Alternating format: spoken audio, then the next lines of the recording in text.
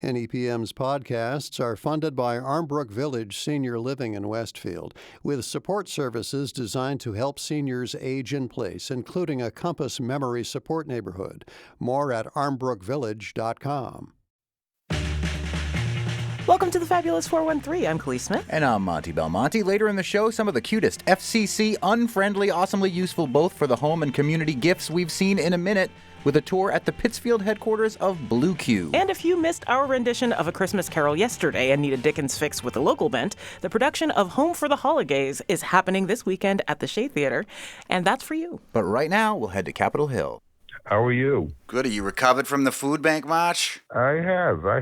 What did you finally raise? Well, when we left that day, we were at $75-ish thousand, but I have been told by the food bank that we have now gone over the $600,000 mark, which is just unbelievable. That's right. Congratulations. Congratulations to everybody who helped make it happen. Congratulations to you for making it happen. People really respond to the fact that you're going. Whenever I tell somebody, I told Elizabeth Perkins, the actress, last night, who lives in Great Barrington, and we did a version of A Christmas Carol with her for NEPM, which will be on the radio in a couple weeks. I said that you will go the entire way. She couldn't believe it. So there you go. What's your injury report, Congressman McGovern? Are you still suffering from injuries? No. I mean, the day after, a little sore, but then it kind of disappeared. Either that or my legs are dead. I don't know either. I feel like I'm getting it. Every year it's a little bit worse. I had a bum knee for like 2 nights in a row that woke me up in excruciating pain. Then my cat slept on my knee, and I moved, and I felt this pop. I woke up like a bolt of lightning in excruciating pain, but then my knee pain was gone afterwards. So my cat healed me. This could be the new wave of healthcare in the coming administration with RFK at the helm. Who knows? It's time for our weekly chat with U.S. Congressman from the 2nd Congressional District of Massachusetts, Worcester's own Congressman Jim McGovern. Before we dig into politics, the march is a big community event, and I had a lot of great conversations, but we often are not walking at the same pace, so you're often in the back talking with people, and I'm in the front talking with people. I had a great conversation with your good friend, the former Congressman Joe Kennedy III, about healing through political divides with the work that he's been doing in Ireland over the last couple of years. I'm interested in some of the conversations you might have had with people, listeners, and community members while walking on the march last week. Yeah, I had a lot of great conversations, especially with a lot of the young students that march with us. It gives me great hope for the future because so well informed and so thoughtful, and the fact that they were marching tells me they're compassionate as well. And then, just doing this march for many years, you develop friendships, and sometimes you only see these people at the march. It's a great way to catch up. It's a good thing to do. And at the end of the day, close to $600,000 raised, and that's a lot of meals for a lot of people in our community. That's a result. That's us talking about what we would like to see happen is real. I was really happy to be part of it. Now back to the cynicism of Washington, D.C. The big story this week, of course, is President Joe Biden's pardon of his son, Hunter Biden. What is your reaction to the Hunter Biden pardon? Well, look, as a father, I understand why he would want to do that. I mean, I think any of us, if our son or daughter were in a similar situation, would want to try to help protect them. Having said that, that doesn't make it right. And I wish he didn't do it. And he pledged pretty clearly during the campaign that he wouldn't. Maybe if he had said during the campaign, I'll see how it all plays out, or I just want him to have a fair shake, it would have seemed less hypocritical. But he made a very clear statement that he wouldn't. But having said all that, I mean, I really have a hard time listening to some of the complaints from some of my Republican friends. I mean, Trump, when he was president, he pardoned Jared Kushner's father. And now he's appointing him ambassador to France. Well, at least Biden didn't nominate Hunter to be ambassador to France. I mean, the fake outrage on the right is a little bit hard to take. Were you surprised that this pardon didn't come perhaps with some other higher profile pardons for left-leaning folks? Is it like Mumia Abu-Jamal, who's been in prison for many years, or Leonard Pelletier, or one of these big names that many people on the left have been begging for a pardon for many years? Why wouldn't it have been perhaps coupled with a pardon of one of those folks? Well, he's not done yet, and so we'll have to see whether there's any others to come. But I also thought that if we were to do this, that there are a lot of people who are guilty of drug offenses, less severe than the ones that Hunter Biden was involved with, that are in federal prison. Why not help them? Yeah, I thought it should have been coupled with something, and we'll see. I mean, I've joined with my Republican colleague, Tom Massey, asking for a pardon for Julian Assange. I have a request in for a pardon for Ethel Rosenberg because we now know that the U.S. government knew that she was not a spy and nonetheless executed her anyway. Local connection. Robbie Mearpole, her son, lives right. in the Valley and very active in the community. And again, I mean, he's been trying to get these documents for a long, long time, and we were able to work with him to get some new documents released. And Stephen Donziger, who is uncovered Chevron's horrific role in Ecuador, with these oil pits that are unlined, draining into the Amazon, and the pollution is unbelievable. I actually visited Ecuador several years ago and saw it firsthand. But Chevron responded by using all their corporate money and all of their corporate legal team to actually prosecute Stephen Donziger. He went to jail for a while. He was under house arrest for many, many months, and he was disbarred. And it's just, to me, a great injustice. And so those are some things that I would hope he would do. But again, there are people that we don't know who are in federal prison for lesser drug offenses. It would be a nice gesture to help them as well. Speaking with U.S. Congressman Jim McGovern, our regular segment, McGoverning with McGovern. We got a phone call question, keeping it old school. Hi, I was calling because you have Jim McGovern on today, and I wanted to know if you would be willing to ask him about the House bill, the one that would give the executive branch the power to basically shut down any 501c3 that they like. And I was wondering if Jim could give us the word from the floor of the House. Oh, this is Sarah of Northampton. And I do believe that passed the House. Is that correct? It did. I fought against it. I spoke against it in the Rules Committee and on the House floor. It's a terrible, terrible, dangerous thing. I mean, it basically says that if Donald Trump says that, he thinks you are sympathetic to terrorists, or you're a terrorist organization, or you're undermining our security in any way, shape, or form, then he can rid you of your nonprofit status. And for many organizations, that could mean the end of them. And there's no process. It's just up to whatever he decides. I mean, this is, again, a lurch toward authoritarianism, and it's something we have to be mindful of. And the hope is that it doesn't get attached to any long-term spending bill, or that the Senate doesn't take it up. And this would have implications not only for our universities as well, right? Wouldn't it be possible that the 501c3 status of universities and also, say, this radio station or National Public Radio could also be in jeopardy? You protest the war in Gaza, and he'll deem you a terrorist organization. You disagree with his policy on whatever, and you're a terrorist organization. And look, you heard him during the campaign, refer to people in terms like that. I mean, he's called people communists, you're an enemy of the state, you're this, you're that. He says this all the time. And the question is now, if this would ever become law, he would have the unilateral power to actually take action against you. And that's, again, a scary, scary thought. Speaking with U.S. Congressman Jim McGovern, I've been in some ways honored to be the conduit between Demilitarized Western Mass, who's been so vocal against the war in Palestine, and your office via the means of this radio segment. And Nick Mattern from Demilitarized Western Mass sent a question today saying Amnesty International has just released a report charging Israel with committing genocide. This is Amnesty International against the Palestinian people. We know that our government is providing weapons that are enabling this genocide. What action do you recommend that your constituents take to put a stop to this genocide beyond calling or writing to the White House and their members of Congress? Yeah. So there's a couple of things. One is we need to enforce our own laws. And we have laws on the books right now that should compel Joe Biden or any president to withhold military aid to Israel. We have one law in particular that says if a country is frustrating the delivery of humanitarian aid to people in need, then, that triggers suspension of aid. We need to insist that our laws be followed, number one. Number two, there are things we also need to do. We need to pressure the current administration, to pressure the Netanyahu government to allow press access to wherever they want to go in Gaza. I mean, we have people who cover wars who can expose the horrific situation that is that is unfolding there right now. And I personally believe that history will judge Biden harshly on Gaza. I think what's happening there is horrific. But I also think that, one of the things that we have to figure out is how we talk to one another on this issue and how we try to persuade people to understand that we can't just continue this way.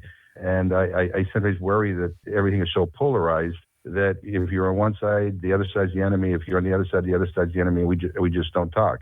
I think sometimes we don't recognize the humanity on both sides. But I'm worried as we get into the next administration.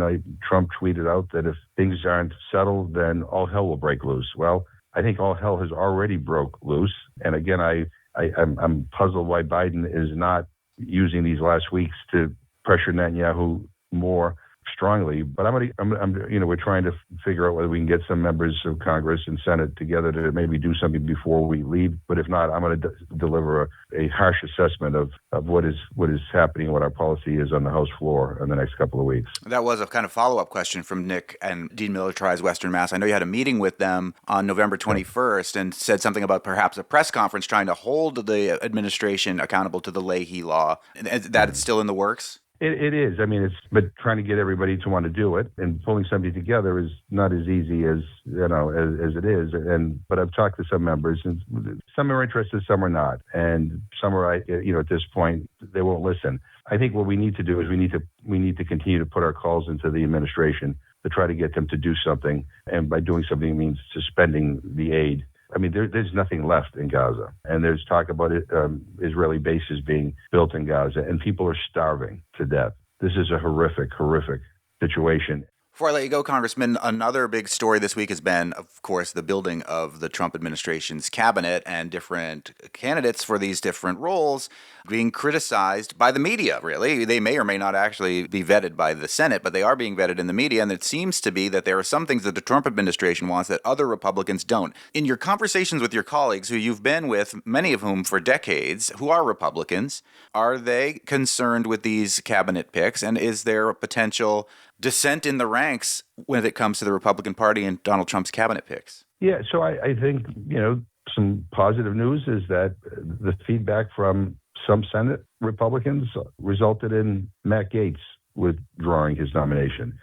We're now hearing that his Secretary of Defense nominee is in trouble. So some of these people may be able to be pushed away before there even is a vote. I think a lot of Republicans do not want to publicly vote against Trump. But look, this is real life. This is not TV. These cabinet picks have direct impacts on all of our lives. I don't agree with Marco Rubio on anything. I've worked with him on some issues regarding China. But, I mean, he's qualified technically to be Secretary of State. These other people are not. I mean, Kash Patel, he's like a lunatic, threatening people, threatening the press. For those who say you shouldn't take Donald Trump too seriously during the campaign, I think we're now realizing, no, maybe you should have taken him more seriously, because he is following through on basically all of his campaign rhetoric.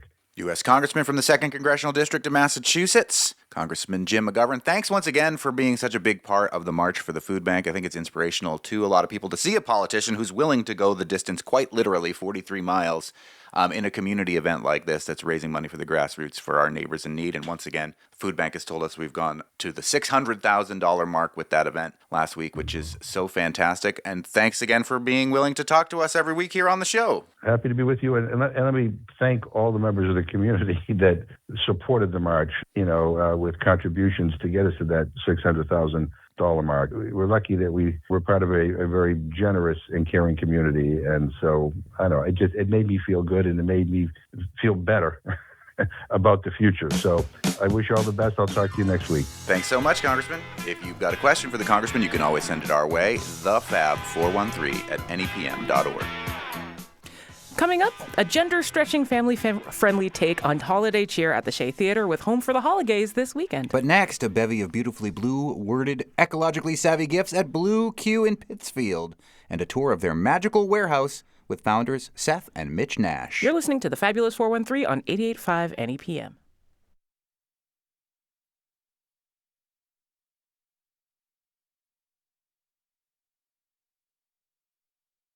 The Fabulous 413 podcast is funded by the UMass 5 College Credit Union, offering Co-op Advantage checking with cash back on all purchases, plus secure debit card controls, all from the UMass 5 mobile banking app.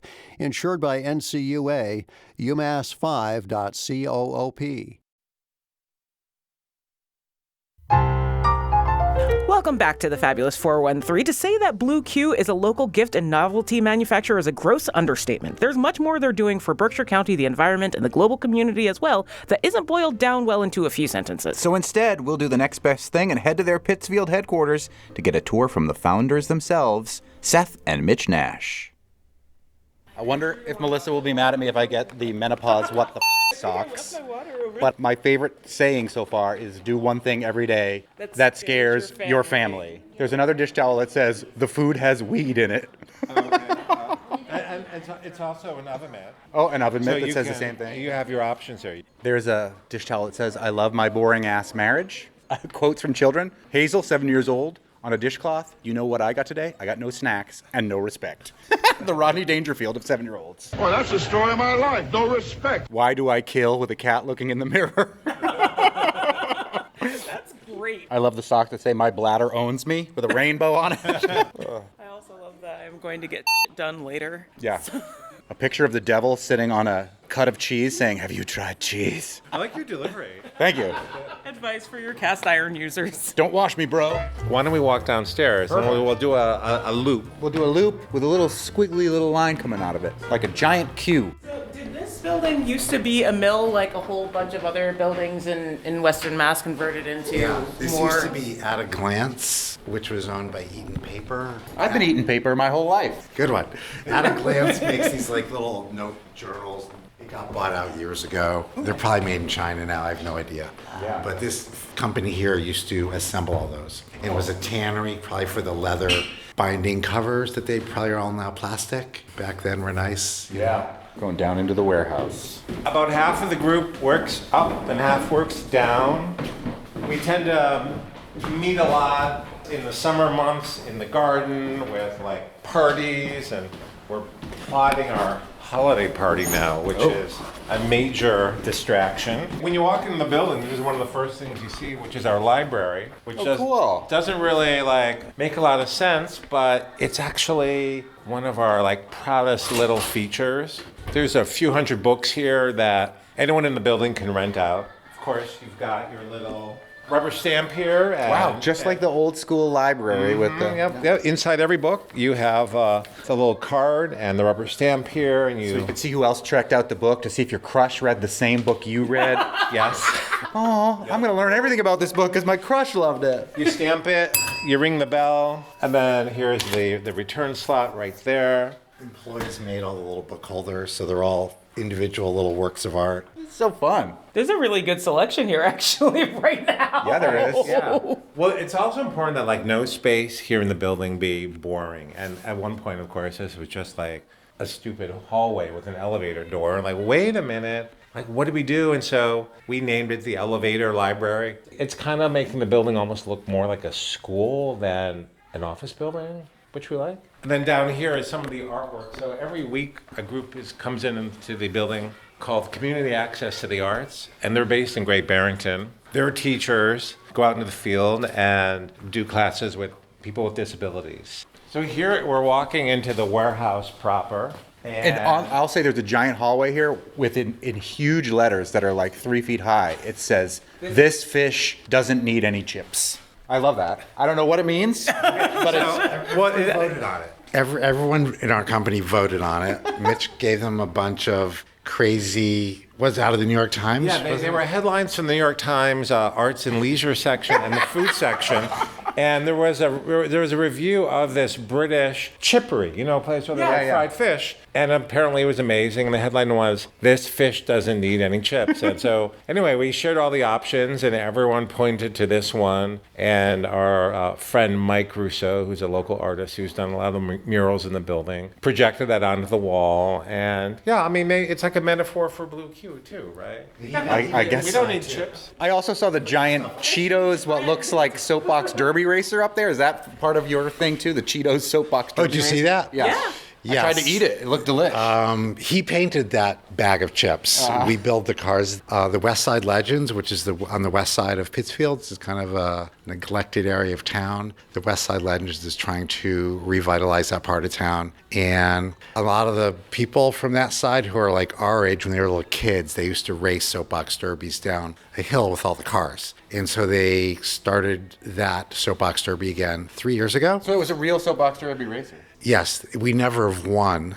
We've won for... If you try Hot Cheetos, maybe you could win. We've won for best car, but not always the fastest. I was going to say, like, you win points for style for That's all we care sure. about. But we do help little kids build cars. There's 3 groups that built cars for kids. 1877 cars for kids.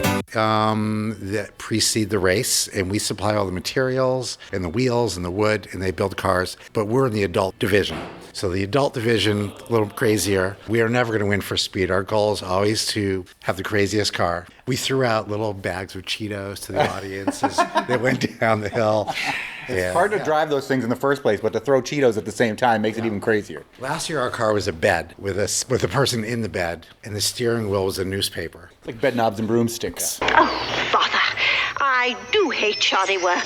So this is the bark room. What is the bark room? We employ a team of individuals through Berkshire County ARC, which has been here for about 25 years. And this is a group of 8 or 10 people who have disabilities who work doing light assembly and other arty projects here. And they're all just amazing humans some who have been here for over 20 years. They have a long career here because it's many times with ARC employment, it's not always very interesting. They may go work for an insurance company stuffing envelopes. Here they're working on different products every day. We integrate art, which most companies won't do. All this stuff you see hanging, they've made all this. All the drawings on the wall were smaller, and they drew all those. And we then projected them on the walls and traced them to be larger. It looks so fun. It's so cool. Yeah, this is like a Willy Wonka's chocolate factory of inappropriate socks. A little nonsense now and then is relished by the wisest man. It kind of sets the tone for like what's the company about, and it's really about community and like being a really flat organization where everyone's collaborating and invited to like be part of everything. So we see our product anywhere in the U.S. or Canada. It came out of this building. We have no distributors in the U.S. and Canada. The majority of our business is wholesale, so we're selling to other retail shops. We do have a B2C website, but that's a small part of our business. We have about 450 items that we sell, and we make about 150 new items every year and then discontinue about the same, just to keep it fresh. The Disneyland method where like people don't go on this ride anymore, so that ride's going to shut down and we're going to start a new ride up. Welcome to Muppet Vision 3D. Yeah, I mean, it's trendy. You know, after a while, people are like, hey, I've seen that before. I'm sick of that dish towel. Give me a new one. People want to go into a retail store and see new, fresh things. If something's a dud, it's out quick, and we have some things that can stay for many years. What are some of the things that are very, very trendy right now that people love that is like so very 2024? For us? They tend to have swear words in them, so Yeah, you can say them, and I will bleep them out. Nobody loves swearing more than me, and nobody gets more nervous about me swearing on the air than our director, Tony, who's standing right there. I took a picture of myself with the tea towel that basically has my motto on it, which says I'm going to feed all you f***ers. Yeah, that is very true for Khalees. Well, I mean, here in the bark assembly area, they're making lip, which is it's lip balm that we make. It's made domestically with a really nice, smooth beeswax formula. It's cute, it's adorable, it's very blue Q, it's high quality, but has a little spin on it. Here in the warehouse, more than half of what goes out the door right now is socks, because like we really hit a nerve with socks. Yeah, and who doesn't love a pair of socks? 10 years ago, we didn't know what we're doing. We figured out how to make socks. We introduced baby socks during the summer. They're doing great. For the most part, everything that we're selling here right now, Blue Q, has some element of utility, right? Because we don't want to make stuff that's going to end up in a landfill. So our recycled bags are made from old grain sacks and plastic bottles that are made into new polypropylene and then get new graphics on them. And they hang around forever. Socks can be used. Our woven dish towels and oven mitts. These are things that have some room for some creative spin, but they're not going to end up being like tossed away. And we have enough problems with, in our disposable culture as it is. Back to the 2024 thing, like cats seem to be a major theme of Blue Q's creative output, but are there like a particular type of animal or a particular type of mythical being that's Just cats. only cats are popular forever? In terms of sales, I don't think our company got started. Our first product was a cat. What was it? It was this thing called Flat Cat. It was a cardboard cutout, life-size cat with an easel on the back. And it had some funny copy in the packaging. As you can imagine, you're not allowed to have a cat at work. You're not allowed to have a cat in your apartment. And we started Blue Q with that one item, and it took off. People think we were insane. Like, I got this idea for a company. I'm gonna make a flat cat. Seth was designing computer chips, and he announced to his boss that he was quitting to make cardboard cats. And his boss was like, "I'll keep your job open for a few months. You might want to come back." How did you know it would work? I mean, We did not. Why did you think it would work so much to the point where you quit your very steady day job? We hadn't quit. We went to one trade show and had not quit. We weren't like total idiots. But then at the trade show, things went crazy. And we didn't even know what industry we were in. We were so naive. We both came from a business family and understood that piece, but we didn't know we were in the gift industry. We didn't really understand how distribution worked. But the thing took off like crazy, and we learned quick. And it was successful enough that it covered up a lot of mistakes. We started with cats, and pretty much these days, even though Mitch and I don't really like cats particularly. Unless they're flat. If you put a cat on something, it has a very high odds of selling. Dogs are different. It's very breed specific. Yeah. So we have more hit and miss with dogs. We're not going to make stuff for turtles. I mean, you got to draw the line where how many like penguin products you can sell. We have to sell a lot of volume here for something. That's true. Yeah. So we're not making like a clay pot, and if you sell one, it's a big success. The volume of products we have to build here, we have to make 10, 15,000 at a time. And are there 10 to 15,000 turtle lovers in the U.S.? I don't know, but I don't think we'd sell them. I really love cats. More at Blue Q with more members of their staff as we pry ourselves away from the adorably distracting basement to the place where all of the creative choices get made upstairs. And later in the show, we'll go home for the holidays at the Shea Theater to hear about this year's seasonal production. You're listening to the Fabulous 413 on 88.5 NEPM.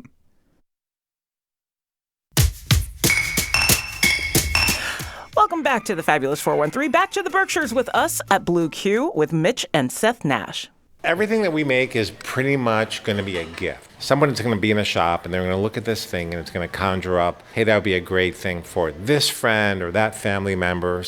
And one thing that's interesting that we do, and we'll give you a peek at this upstairs, is all the stuff that is here is all done in collaboration with artists around the world. We get like the beginning idea and then we reach out to artists anywhere and say, hey, we have this idea. Can you draw it? Can you paint it? Can you stitch it? We have to keep surprising people. Mitch and I neither of us are artists, so that would have been even worse off. Well, let's see more of what you've got in store here at Blue Q in Pittsfield. I do like the sign that just says bruh.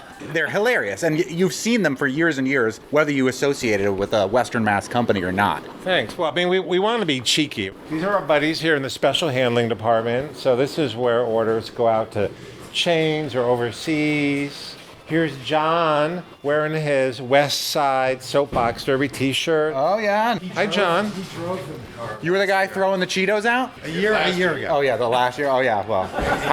I hear you won for style, but not for speed. Yeah, we got beat. Barely.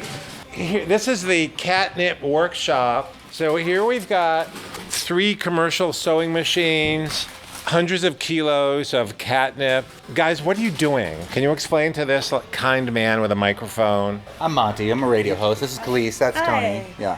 Hi. Nice to meet you. What are you doing? I am stapling header cards onto pouches, and I'm stuffing them in a bag. And they're little catnip bags that say, dude, organic catnip on it. And the cat looks totally spaced out, like it has hit the best cannabis shop for cats that you can imagine. Oh, yes, definitely. Also worth mentioning that you are wearing a shirt that says dragons and wizards and which feels like par for the course for this company. It is one of our shirts. So this is a product that we assemble here. So those little pouches are printed overseas. The catnip comes from Oregon. The header card is printed in the U.S., and then we fill them here, sew them shut, and then attach the card. So these folks this person is filling them, that person's sewing them, and then you're finishing it up right there. Yeah, you ever tried to smoke Martha this? is the pusher over there. Oh, yeah. I have what you need. I think you do, Martha. Then over here, this is the pick and line. All the orders go down this line here. There's Jake down there pulling different products for order. So there's a 200-foot long conveyor belt, angled shelving with rollers on each side, and you can hear down these rollers. Yeah, I'm gonna go get a back massage with it. Yeah, the warehouse equivalent of speed racks. Khalees has a storied warehouse background. I do. Yeah, I'm kind of mildly having flashbacks. This is called Webland. This is where orders go out to people who buy on BlueQ.com. These are the individual orders that come in, not wholesale orders. I thought this was Jungle Land because this is Bruce Springsteen playing in the background, but no, it's Webland. Down in Web. How's it going? What are you guys doing? I'm training him.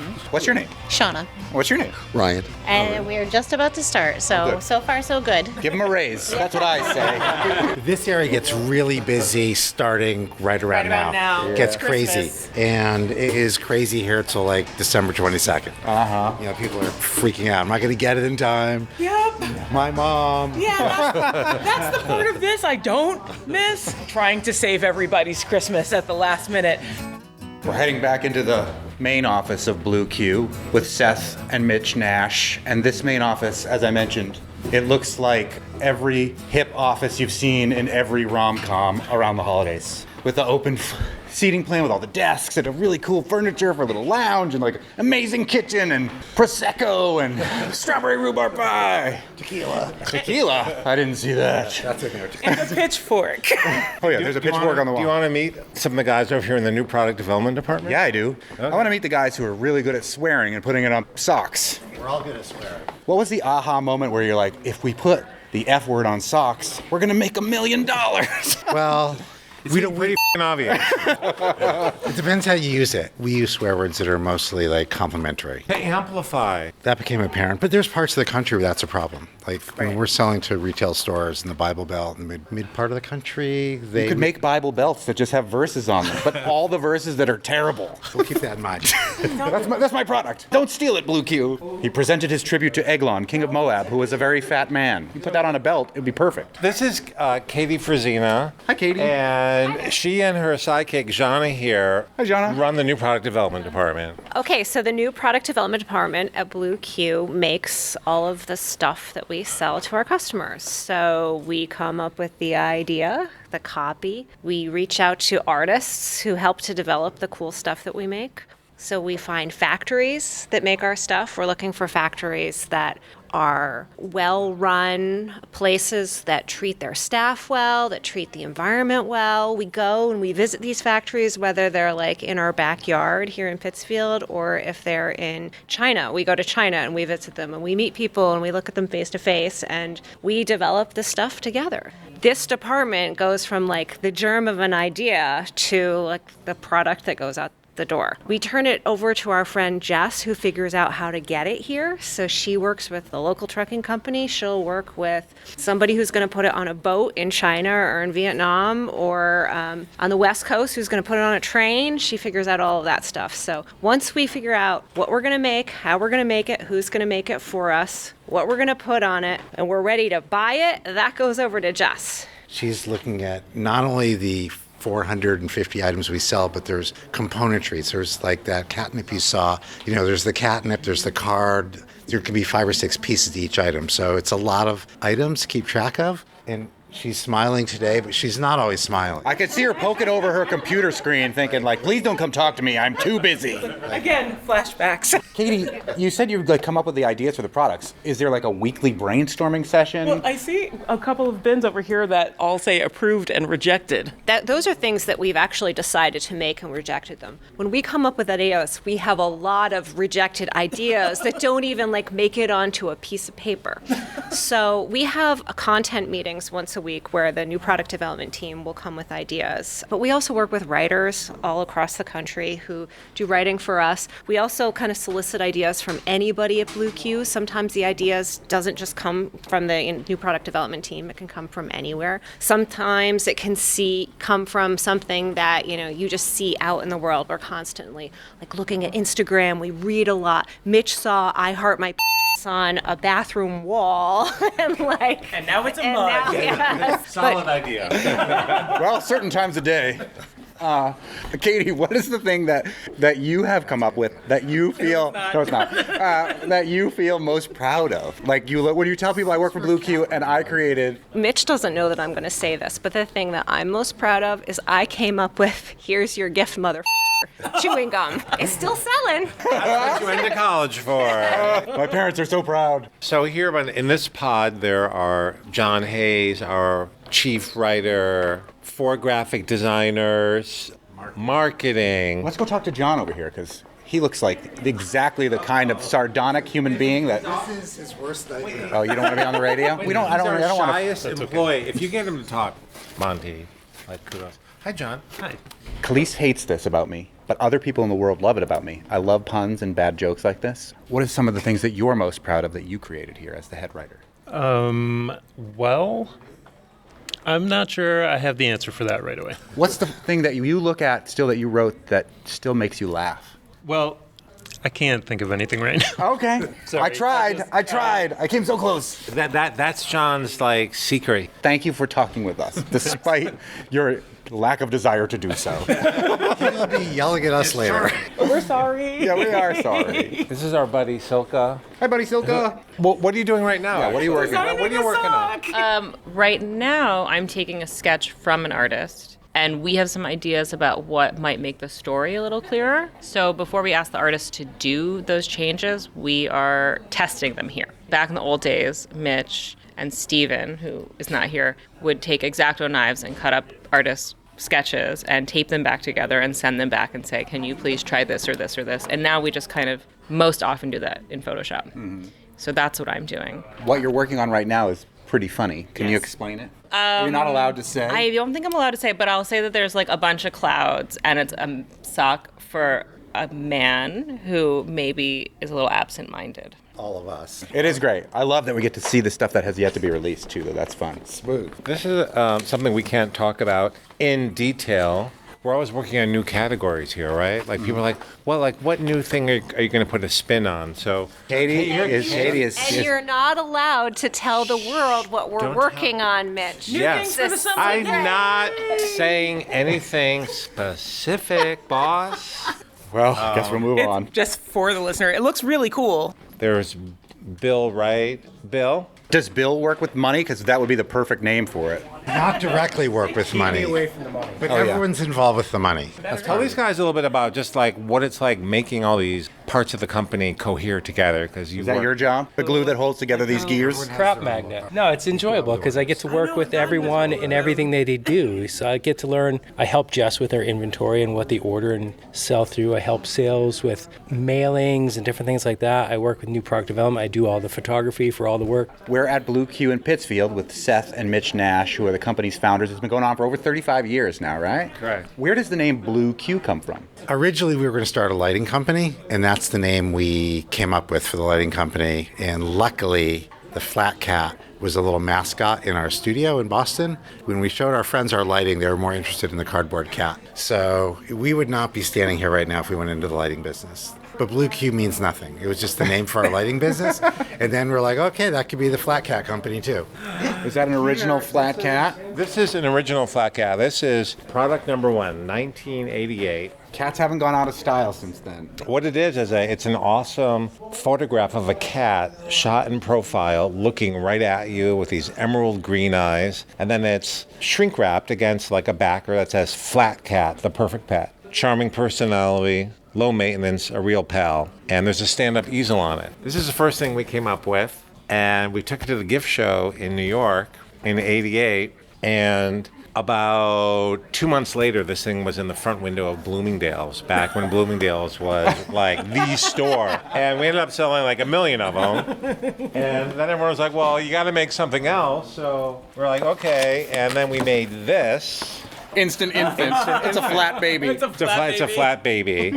But it's very nearly a life-size baby. Instant infant, the perfect baby. All the fun, practically none of the poo. Get it? Practically, virtually unlimited attention span. Cute as a friggin' button, matches most decors. Then a dog followed and so forth. So there was a dog, there was a fishbowl, flatfish. Which was the best seller? The cat and the baby were the two best. Yeah. The biggest stud is we made Mr. Right, which was like from here up, mid-chest up of a like guy. A hunk. The problem was your idea of a hunk and someone else's idea of a hunk. Very different. Yeah. And so that was not a successful product. Yeah, that was a dud. Just like the person I thought was Mr. Right. Yeah. The cats and babies, you get your parents off of your back, and if you have allergies like me, then you still get a cat. You're allergic to babies? Yes. And that's what made it a great gift. Yeah. Well, Mitch and Seth, we've seen your products all over the place. I've given them to my family and friends. Yeah, I've received them many, many, many times, but it's so incredible to know that this is based right here in Pittsfield, that it seems like the most fun Santa's workshop of the naughty list people all getting together to make great gifts for the holidays and beyond. The office looks like what they intended for our office to look like. Yeah. And then just totally failed. Yeah, but you guys nailed it. Thanks for taking us on a tour. Oh, you're welcome, guys. Yeah. Thanks for having us. Thanks to the whole Blue Q team for taking so much time to show us around their magical warehouse. We also found out that they have a house band called Abstract Sandwich, who you can hear on their website. Now for something equally magical in Great Falls, the family-friendly Dickens-inspired fun of Home for the Holidays is next. You're listening to The Fabulous 413 on 88.5 NEPM. The Fabulous 413 podcast is funded by UMass Amherst School of Public Policy, offering graduate programs in public affairs, public policy and administration, data analytics, and computational social science. umass.edu/SPP. The Fabulous 413 podcast is funded by Northeast Solar, helping customers make the switch to solar for savings, energy security, and tax incentives. Learn more at northeast-solar.com. We are at the Shea Theater in Turners Falls, a nonprofit community-owned theater owned by the town of Montague, where I happen to be the board president. It's a volunteer gig. Full disclosure, complete. But we are here with another person who requires some amount of disclosure, not just because of the wardrobe changes that will be part of this show, but because listeners of the Fabulous 413 may remember a week and a half ago or so, I was sitting in the Pawtucket, Rhode Island studios of the Broadway makeup designer behind Wicked and the new Death Becomes Her on Broadway and the Michael Jackson musical and Beetlejuice and the SpongeBob musical and the movie Don't Look Up and more, Joe Delude II, who has come back to his old haunts here in the Valley. Welcome back, Joe. Thanks, Monty. When I was getting a makeup tutorial in your studio, that helped me learn how to do the Wicked makeup. That went over so great when my 17-year-old son woke up very early on both days to make me both Glinda and then Elphaba. Thank you again. Yeah, and it looked amazing. You did such a good job. It held up even in the rain all day on the second day. The green makeup. That's surprising, but that was good. And I kept making the joke over and over again. They'd be like, how come your makeup isn't running? And I kept saying, if you know the right drag queen, you get the right makeup. And I do know the right drag queen, or in this case, drag king. No, drag queen. No, queen. Yeah. No, it's drag queen. However, Mr. Drag. Yes, and he does use the pronouns he, him, but he's drag queen, and he's one of the drag sisters. Mr. Drag is a character that you created that will be coming once again back to the Shea for a holiday event called Home for the Holidays. Tell us about what we will experience Friday and Saturday night here with Mr. Drag and his motley crew of regular guests at this holiday experience. We explore the story about what would Mr. Drag's Christmas Carol look like. So weird. Khalees and I were just at a Christmas Carol the other night. I didn't have a first name. I know, you were just Mrs. Cratchit, which I think we can blame Dickens for that, but we updated the script. They could have, given you any name. Yeah. Any of them. I mean, I am Mr. Drag, so it's kind of could be a first name. They use Mr. as your first name frequently. Yes, that is my first name. So maybe your first name was Mrs., but let's not go there. Let's not. Yeah. Tell us about your retelling of A Christmas Carol. This year, unfortunately, Mr. Drag's older sister could not be here, and so he's not really in the mood to have the holiday party/show. So what happens is he is visited by his Marley, which happens to be the nosy next-door neighbor, Quince Cordial. Played by Laurie Holmes Clark. who is a Broadway actor herself and was in the first touring company of Wicked. It's part of the reason we know Joe Duluth II, and also happens to be married to good Ben Clark, fruit farmer from Clarkdale Fruit Farm. Yes. She comes and tells me that I am going to be haunted by 3 ghosts, all played by Marina Goldman. Local actress and voice actress who's worked with, what is that guy's name? With Ken Burns. Tom Hanks. I was going to be the guy with the bangs. Ken Burns. Doesn't narrow anything down. Oh, yeah, but it does when you think about it. Does it? Ken Burns. His hair. The guy with the bangs. Yeah, his haircut. Think of him with like a mullet. Yeah, I want to zoom in slowly on his haircut and think more about it. I think it's super important that documentaries be made fun of and ridiculed. Being made fun of is just the best. But yes, we're acclaimed voice actor. So Marina is all 3 ghosts. She is. So basically, Mr. Drag has to go through this journey so that he can change his mind and have a show/party. I've been to all the Mr. Drag shows. I love coming. They're a lot of fun. There is like a continuing saga year after year. If you've never been to any other Mr. Drag shows, is this still a show for you? It is. You can have fun. You will enjoy the story, even if you've never seen these characters before. We tried to make it as silly and ridiculous as possible, and it is very ridiculous. But for those people that have not seen us before, we actually are going to be handing out little programs when you come into the theater that gives you a little bit of the history of the Drag sisters and the Drag family. Origin story. Love it. We are in an era where drag is controversial. Not that it ever hasn't been, but there was a period of time there where I think it was being something that was celebrated and people were loving it, and now again it is being threatened. Talk to me about your relationship to drag and is this show a statement just because it's drag? Is there a statement above and beyond the show? I think drag is always a statement. It's always a political statement when you go into drag. It is a form of rebellion in a way, and I think we all rebel in different ways. And some people are on the front lines protesting, and some people perform. For me, doing drag is really about bringing joy to people and bringing happiness to people and bringing laughter to people. And if I can do that, then my job is accomplished. I mean, aside from that, personally, it did help me relax with who I was and to be more comfortable with who I am as a person. So the story of Mr. Drag and his drag sisters evolves over years. Do you pick the topic of each holidays show way ahead of time, or does it come up as the year progresses?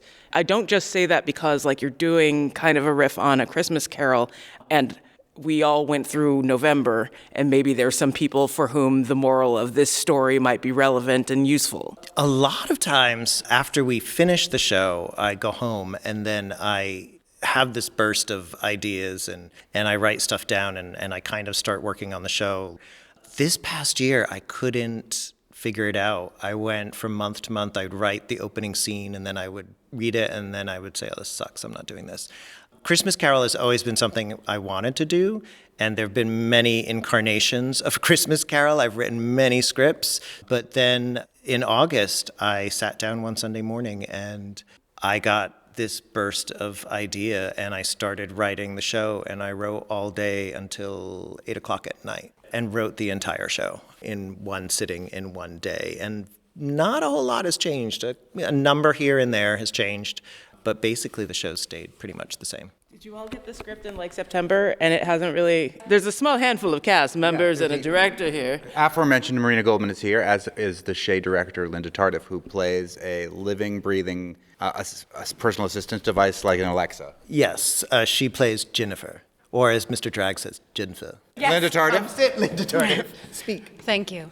So, yes, Joe works extraordinarily hard to get us the scripts way ahead of time because he rolls in like a tornado, and we put it together the week of the show. Because you just got back from Germany, as we mentioned before, so you're always getting flown here and there to do makeup for this and that. So this is a focused amount of time in 1 week to put this show on. Yes, and so when I had originally written it, I had written it because I knew we weren't going to have a lot of rehearsal time. So I tried to sort of have the main focus is mostly Linda as Jennifer, myself, and Marina as Marina. And slash 3 ghosts. Slash 3 ghosts, but Marina. Who else is in the show? Joe Duluth II, Mr. Drag. Home for the Holidays, Friday, Saturday, Shea Theater. We have my younger, pretty less talented sister Dee Dee, played by Micah Plunkett. And we... I heard that she steals the show. She told us on the way in that she steals the show. Of course she was on the way Of course she said that. And that's exactly what Dee Dee would say. She loves doing a one-woman show. Her claim to fame was doing a one-woman show of Little Women called Little Woman. You also find out in her bio that she did a one-woman production of Company called No Company. So she's in it. And then also Kat Adler plays Carl, who is Mr. Drag's cohort in Confusion. They were performing partners, and so Carl comes back every holiday season. We also have Elsbeth the maid, who's our gothic, really bad maid. She doesn't really know how to clean, but we keep her around for some reason. And that's played by Emily Pritchard. This is a big song and dance number, too. It's not just a story. It's not just a Christmas carol. There's a lot of singing, dancing. Lots of singing, dancing, puppets, strange, weird lighting. Linda Tardif is trying to signal you about something. Just say it, Linda. We're giving away the That P doesn't word. give anything away. The puppet word. If you like puppets, you got to come now that we're saying it. I mean, you're basically a puppeteer. It's true. Come to the show. Also, puppetry means a whole is so much more than people used to imagine it. People initially think of puppets as like Muppets. Not that there's anything wrong with that. Tiny Tim, who did not die. Oh, isn't that swell? There's absolutely nothing wrong with Muppets, but like nowadays, like how puppetry works is so much larger than that, and people are starting to see that. It's fine, Linda. It's fine. I don't think our puppetry is that deep, so, but I appreciate that. Is this a family-friendly drag show? Yes, it is a family-friendly drag show. We try to make all the shows family-friendly because one of my favorite things that I have been told was by a woman who said that this was the only thing that her and her family could come to together, her kids, because they didn't really agree on anything, but they agreed on this, and it's become a family tradition for them. And so that, why would I stop doing that? Come on, all ye faithful, I got something to share. I mean, if all of the carols were techno, I would be way more down with holiday music. This is RuPaul. Hell yeah. Home for the Holidays is presented by Egg Tooth Productions, and you can find tickets at the Shay's website or just show up on Friday or Saturday, and there will probably be tickets at the door. Yes. Can you sing along? Yeah, why not? Who's going to stop you? It's not me. Fair enough. On the next Fabulous 413, local beer and 2 Avenues philanthropy at Hot Plate in Pittsfield with their Hearth and Home fundraiser, and a variety at Ryan and Casey Liquors in Greenfield. Plus, if the holidays are not your thing, but awesome songs are, Aaron McKeown is here for Live Music Friday before their anti-holiday show at the Iron Horse. Which has a really great title, but we cannot say it on air because it has words that you'll find on Blue Cube products. Exactly. I'm Monty Belmonte. I'm Clee Smith. We'll see you tomorrow on the Fabulous 413.